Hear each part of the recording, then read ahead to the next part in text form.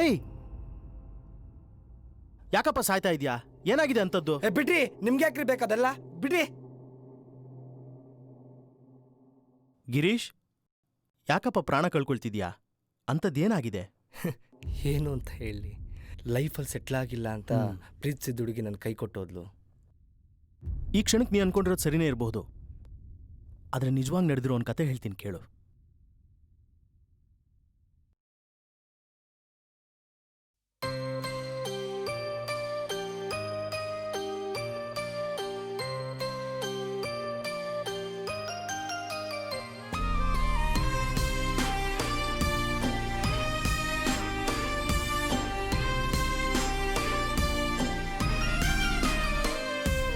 ಏನಂದ ಏನ್ ಚಂದ ಆಕಾಶದಂಚಿಂದ ಇಳಿದ ತಾರೆ ಬಿಂದು, ಮಿನುಗೋ ತಾವರೆ ಬಿಂದು.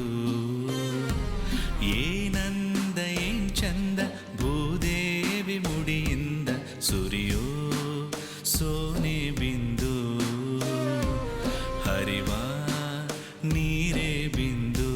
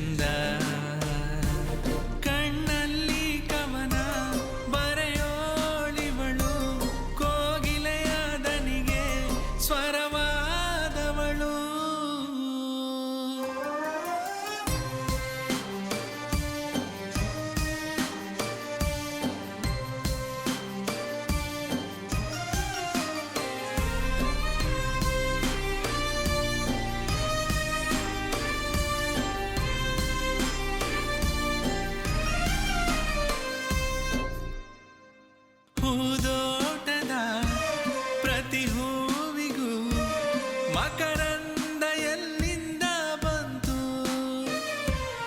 ಆ ಬೆಟ್ಟದ ತಲೆ ಮೇಲಿನ ಹೊಸ ಗಾಳಿಯೇ ನನ್ನು ತಂತು.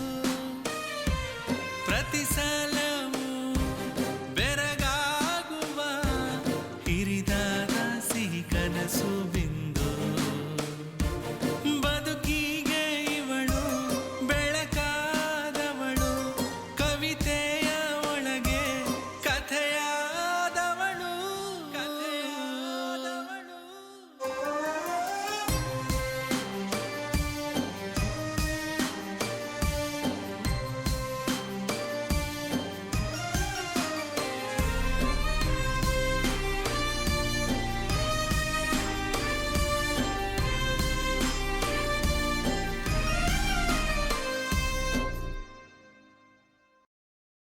ಇದೊಂದು ಸಂಪ್ರದಾಯಸ್ಥ ಕೆಳ ಮಧ್ಯಮ ವರ್ಗದ ಬ್ರಾಹ್ಮಣರ ಕುಟುಂಬ. ಈ ಮನೆಯ ಯಜಮಾನ ರಾಮಚಂದ್ರ ಶಾಸ್ತ್ರಿ. ರಾಮಚಂದ್ರ ಶಾಸ್ತ್ರಿಗಳು ವೃತ್ತಿಯಲ್ಲಿ ಅರ್ಚಕರು, ದೊಡ್ಡ ಗಣೇಶನ ದೇವಸ್ಥಾನದಲ್ಲಿ ಪೂಜಾರಿ. ಬರೋ ಅಷ್ಟೋ ಇಷ್ಟೋ ದಕ್ಷಿಣೆ ಮತ್ತು ದೇವಸ್ಥಾನದ ಟ್ರಸ್ಟ್ ಕೊಡುವ ಹಣದಲ್ಲಿ ಇವರ ಜೀವನ. ಶಾಸ್ತ್ರಿಗಳ ಹೆಂಡತಿ ಸುಮಿತ್ರೆ ಹಲವು ವರ್ಷಗಳ ಹಿಂದೆ ನಡೆದ ರೋಡ್ ಆಕ್ಸಿಡೆಂಟ್ನಲ್ಲಿ ತೀರೋಗಿರ್ತಾರೆ. ರಾಮಚಂದ್ರ ಶಾಸ್ತ್ರಿಗಳು ಇನ್ನೊಂದು ಮದುವೆ ಕೂಡ ಮಾಡಿಕೊಳ್ತಾರೆ. ಅವರ ಎರಡನೆಯ ಹೆಂಡತಿಯ ಹೆಸರು ಅನಸೂಯ. ಈ ಅನಸೂಯಾಳಿಗೆ ಒಬ್ಬ ಮಗಳು, ಅವಳ ಹೆಸರು ರಮ್ಯಾ. ಆದರೆ ಈ ಚಿಕ್ಕ ಕುಟುಂಬದಲ್ಲಿ ಚಿನ್ನದ ಗೊಂಬೆಯಂತಹ ಇನ್ನೊಂದು ಹುಡುಗಿ ಇರ್ತಾಳೆ. ಅವಳೇ ರಾಮಚಂದ್ರ ಶಾಸ್ತ್ರಿಗಳ ಮೊದಲನೇ ಹೆಂಡತಿ ಸುಮಿತ್ರೆಯ ಮಗಳು ಬಿಂದು. ಮೊದಲು ಚೆನ್ನಾಗಿಯೇ ಇದ್ದ ಮಲತಾಯಿ ಅನಸೂಯ, ಅವಳಿಗೆ ಮಗಳು ರಮ್ಯಾ ಹುಟ್ಟಿದ ನಂತರ ಬಿಂದುಳನ್ನ ನಡೆಸಿಕೊಳ್ಳೋ ರೀತಿ ಹೇಗಿರುತ್ತೆ ಅಂದರೆ, ಮಲತಾಯಿ ಯಾವತ್ತೂ ಮಲತಾಯಿಯೇ ಹೊರತು ತಾಯಿಯಾಗೋಕ್ಕೆ ಸಾಧ್ಯನೇ ಇಲ್ಲವೇನೋ ಅನ್ನೋ ರೀತಿಲಿ ತಾಯಿ ಇಲ್ಲದ ತಬ್ಬಲಿ ಬಿಂದುಗೆ ಹಿಂಸೆಯನ್ನ ಕೊಡ್ತಿರ್ತಾಳೆ. ಬಿಂದುಗೆ ತಂಗಿಯಾಗಿರುವ ರಮ್ಯಾ ತಾಯಿಗಿಂತ ಕಡಿಮೆ ಏನಿರಲ್ಲ, ಅಮ್ಮನಂತೆ ಮಗಳು. ತಾಯಿ ಪ್ರೀತಿ ಕಳ್ಕೊಂಡ ಬಿಂದು ಈ ಎಲ್ಲ ನೋವು, ಹಿಂಸೆ, ಕಷ್ಟಗಳನ್ನ ಸಹಿಸಿಕೊಂಡು ಬೆಳೀತಾಳೆ. ಬಿಂದು BSc ಓದ್ತಾ ಇದ್ದು ಕಾಲೇಜ್ನಲ್ಲಿ ಎಲ್ಲದರಲ್ಲೂ ಮುಂದಿರೋ ಹುಡುಗಿಯಾಗಿರ್ತಾಳೆ. ಬಿಂದುಗೆ ಒಬ್ಬ ಆತ್ಮೀಯ ಸ್ನೇಹಿತೆ, ಅವಳ ಹೆಸರು ಶ್ರೇಯಾ. ಬಿಂದುಗೆ ಈಕೆ ಪರಮಾಪ್ತೆ ಹಾಗೂ ಎಲ್ಲ ವಿಷಯಗಳನ್ನ ಇಬ್ರು ಹಂಚ್ಕೊಳ್ತಿರ್ತಾರೆ. ಈ ಶ್ರೇಯಾ ಎಷ್ಟೊಂದು ಆತ್ಮೀಯ ಸ್ನೇಹಿತೆ ಅಂದರೆ, ಒಂದು ದಿನ ಬಿಂದುಗೆ ಅವಳ ಮನೆಯಲ್ಲಿ ಅನುಭವಿಸುತ್ತಿರುವ ಹಿಂಸೆ, ಕಷ್ಟ, ಮಲತಾಯಿ ನಿಂದನೆ ಇವೆಲ್ಲವನ್ನ ಗಮನಿಸಿ ಹೇಳ್ತಾಳೆ, ಬಿಂದು, ನಿನ್ನ ಮಲತಾಯಿ ಇಷ್ಟೆಲ್ಲ ಚಿತ್ರಹಿಂಸೆ ಕೊಡ್ತಾರೆ. ಅವಳ ಮಗಳಿಗೊಂದು ರೀತಿ, ನಿನಗೊಂದು ರೀತಿ ನೋಡ್ತಾರೆ. ಇದನ್ನು ನೋಡಿ ನಿಮ್ಮಪ್ಪನೂ ಅವ್ರಿಗೇನೂ ಹೇಳಲ್ಲ. ಯಾಕಿಷ್ಟೆಲ್ಲ ಸಹಿಸ್ಕೊಳ್ತಾ ಇದೆಯಾ?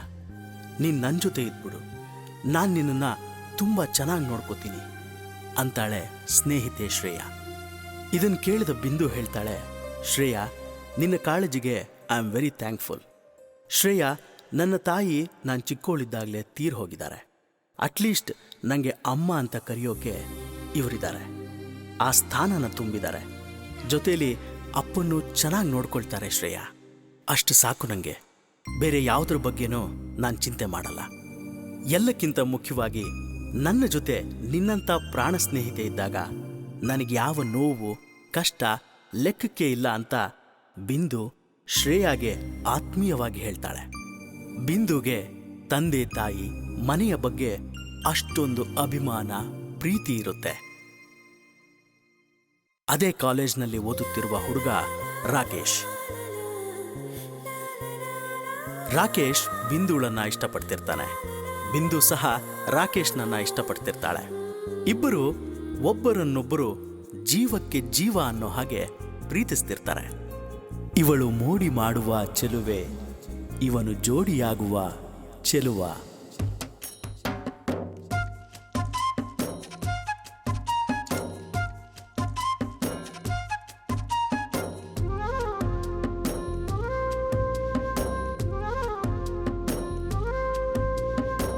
ಎಂಥ ಚೆಲುವೆ ನನ್ನ ಗೆಳತಿ, ಇವಳದೆಂಥ ಮೂಡಿ. ಎಂಥ ಚೆಲುವ ನನ್ನ ಗೆಳೆಯ, ಇವನು ಜನ್ಮದ ಜೋಡಿ. ಅರಳು ಹೂ ನಾಚಿ ನಿಂತಿತು ಇವಳ ನಗುವ ನೋಡಿ. ಓಡು ನದಿಯು ಎಡವಿ ನಿಂತಿತು ಇವನ ನೋಟ ನೋಡಿ, ಇವನ ನಗುವ ನೋಡಿ. ಎಂಥ ಚೆಲುವೆ ನನ್ನ ಗೆಳತಿ, ಇವಳದೆಂಥ ಮೂಡಿ. ಎಂಥ ಚೆಲುವ ನನ್ನ ಗೆಳೆಯ, ಇವನು ಜನ್ಮದ ಜೋಡಿ.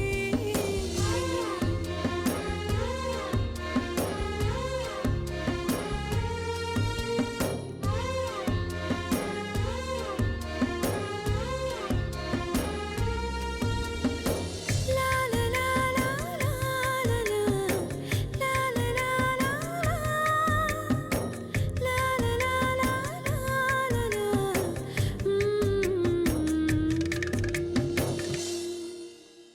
ನಿನ್ನ ಗುಣ, ನಿನ್ನ ಮಾತು, ಧರೆಗಿಳಿದ ಹೊಸ ಮುತ್ತು. ನಿನ್ನ ಪ್ರೀತಿ, ನಿನ್ನ ದೋಸ್ತಿ, ದೇವರಿಗಿಂತ ತುಸು ಜಾಸ್ತಿ. ನಿನ್ನ ನೋಡಿದ ಸಾಗರವು ಶಶಿರದ ಮಿನುಗುವುದು. ನಿನ್ನ ನೋಡಿ ಹೊಳೆಯೋ ಆರವಿ ಮೋಡದೊಳಗೆ ಜಾರುವುದು, ಮೋಡದೊಳಗೆ ಜಾರುವುದು. ಎಂಥ ಚೆಲುವೆ ನನ್ನ ಗೆಳತಿ, ಇವಳದೆಂಥ ಮೂಡಿ. ಎಂಥ ಚೆಲುವ ನನ್ನ ಗೆಳೆಯ, ಇವನೇ ಜನ್ಮದ ಜೋಡಿ.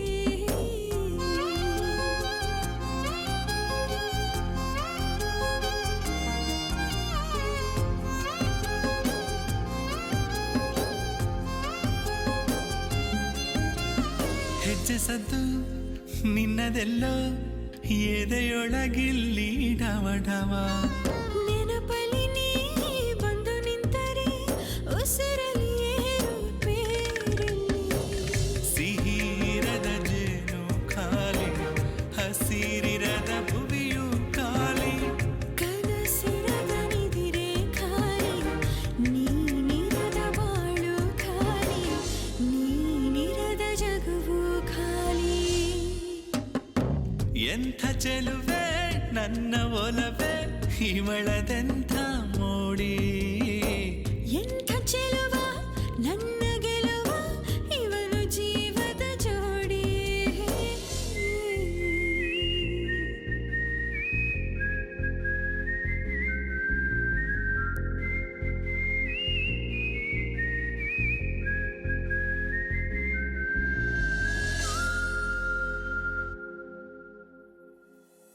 ಇವರಿಬ್ಬರ ಪ್ರೀತಿ ತುಂಬಾ ಗಾಢವಾಗಿರುತ್ತೆ. ಹೀಗಿದ್ದಾಗ ಒಂದು ದಿನ ಬಿಂದುಗೆ ಹುಷಾರಿರಲ್ಲ, ಕಾಲೇಜ್ಗೂ ಹೋಗಿರಲ್ಲ. ತಂದೆ ರಾಮಚಂದ್ರ ಶಾಸ್ತ್ರಿ ಪೂಜಾ ಕೆಲಸದ ಮೇಲೆ ಹೊರಗೆ ಹೋಗಿರ್ತಾರೆ. ಮಲತಾಯಿ ಅನಸೂಯ ಬಿಂದುಳನ್ನ ಕಣ್ಣೆತ್ತಿಯೂ ನೋಡಿರಲ್ಲ. ಈ ಪೀಡೆಗೆ ಯಾರನ್ನಾದರೂ ಗಂಟು ಹಾಕಿ ಮನೆಯಿಂದ ಮೊದಲು ತೊಲಗಿಸಿದ್ರೆ ಸಾಕು ಅನ್ನಿಸ್ಬಿಟ್ಟಿದೆ. ನಮಗೇ 108 ಸಮಸ್ಯೆ, ಜೊತೆಗೆ ಇವಳದು ಬೇರೆ ಕಾಟ ಅಂತ ಮಲತಾಯಿ ಅನಸೂಯ ಬೈಕೋತಿರ್ತಾಳೆ. 2 ದಿನಗಳ ನಂತರ ರಾಮಚಂದ್ರ ಶಾಸ್ತ್ರಿಗಳು ಮನೆಗೆ ಬಂದು ಬಿಂದುಳನ್ನ ನೋಡ್ತಾರೆ. ಮಗಳಿಗೆ ಹುಷಾರಿಲ್ಲದ್ದನ್ನ ನೋಡಿ ಹೆಂಡತಿಯ ಅನಸೂಯಾಳಿಗೆ ಕೋಪದಿಂದ ಬೈತಾರೆ. ಯಾವಾಗಲೂ ಹೀಗೆ ನೀನು ಇವಳನ್ನ ಗೋಳೈಕೋತೀಯ? ಆಸ್ಪತ್ರೆಗೆ ಕರ್ಕೊಂಡು ಹೋಗಕ್ಕಾಗಲ್ವಾ? ಸ್ವಲ್ಪನೂ ಕನಿಕರ ಬೇಡವಾ ನಿನಗೆ ಅಂತ ರಾಮಚಂದ್ರ ಶಾಸ್ತ್ರಿಗಳು ಕೇಳ್ತಾರೆ. ಮರುದಿನ ಬಿಂದುಳನ್ನ ಆಸ್ಪತ್ರೆಗೆ ಕರ್ಕೊಂಡು ಹೋಗ್ತಾರೆ.